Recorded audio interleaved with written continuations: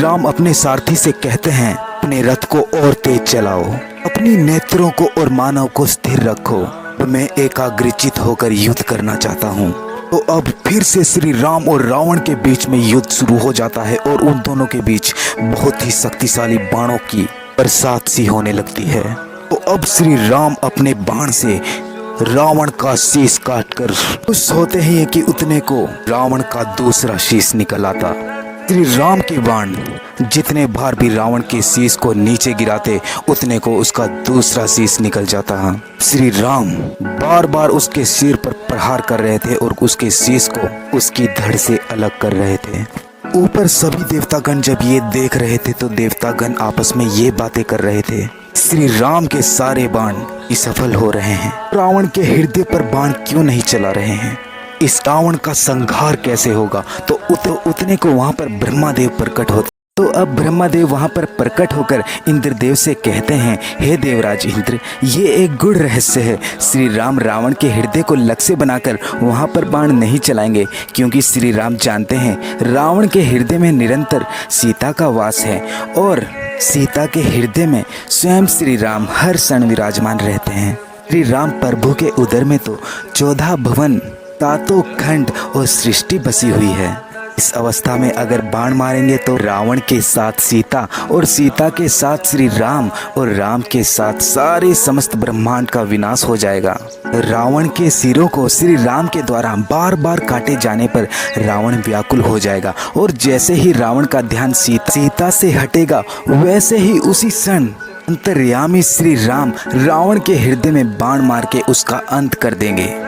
और अब दूसरी ओर विभीषण जी उड़कर श्री राम के पास जाते हैं, श्री राम से कहते, अब जब रावण का एक शीश कटने के बाद दूसरा शीश उस पर प्रकट हो जाता था तो उसके बाद विभीषण ये देखकर श्री राम के पास जाते हैं और श्री राम से कहते हैं, हे प्रभु, दशानंद रावण के नाभि में अमृत है, कुंडलाकृति से युक्त अमृत तत्व का मूल है, वो उसके प्रभाव से एक शीश कटते ही दूसरा शीश प्रकट हो जाता है। आप पहले आगले शस्त्र का उपयोग करके नाभि का अमृत सुखा दीजिए, तभी उसका अंत हो सकेगा। तो रावण ये देखकर कहता है, विभीषण, जब तक तू रहेगा राक्षस जाति का विनाश होता रहेगा। अपना बाण उठा लेता है और विभीषण जी उतने को नीचे वापस चले जाते हैं। तो अब श्री राम अपने शक्तिशाली बाण से उसके नाभि का पूरा अमृत सुखा देते हैं। उसके बाद श्री राम का सारथी श्री राम से कहता है, हे प्रभु, रावण का अब अंत समय आ चुका है, आप ब्रह्मा अस्त्र चलाकर उसका अंत कर दीजिए। तो उसके बाद क्या होता है, तो अब जब श्री राम रावण के नाभि का पूरा अमृत सुखा देते हैं, उसके बाद सारथी के कहने पर अपना ब्रह्मा अस्त्र का उपयोग करते हैं और ब्रह्मा अस्त्र रावण की ओर चला देते हैं। जो अस्त्र यानी बाण रावण के हृदय पर लगता है और वहां पर ही वो श्री राम कहता हुआ अपने रथ सहित आकाश से नीचे गिर पड़ता है और श्री राम एक पापी रावण का अंत कर देते हैं। तो अब सभी बहुत प्रसन्न होते हैं और जैसे ही श्री राम अपने रथ सहित नीचे आते हैं तो लक्ष्मण जी अपने भैया राम के चरण को नमन करते हैं और श्री राम के गले लग जाते हैं और चारों तरफ श्री राम का जय जयकार गूंजता है। लक्ष्मण अपने भैया राम से कहते हैं, रावण के ऊपर श्री राम की विजय हुई भैया, तीनों लोग तुम्हारी जय जयकार कर रहे हैं। तो आगे क्या होता है ये जानने के लिए मेरा नेक्स्ट एपिसोड जरूर देखना। Thank you.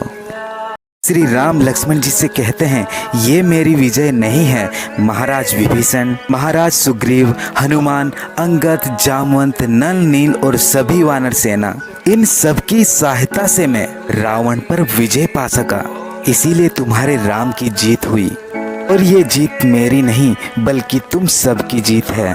तो अब विभीषण अपने भाई रावण की मौत को देखकर रोने लगता है और रोता हुआ रावण के पास जाता है और वहां जाकर रावण के शरीर से कहता है कि मैं आपको इसी दिन के लिए समझा रहा था कि श्री राम से वैर मत पालो, इसका परिणाम अच्छा नहीं होगा।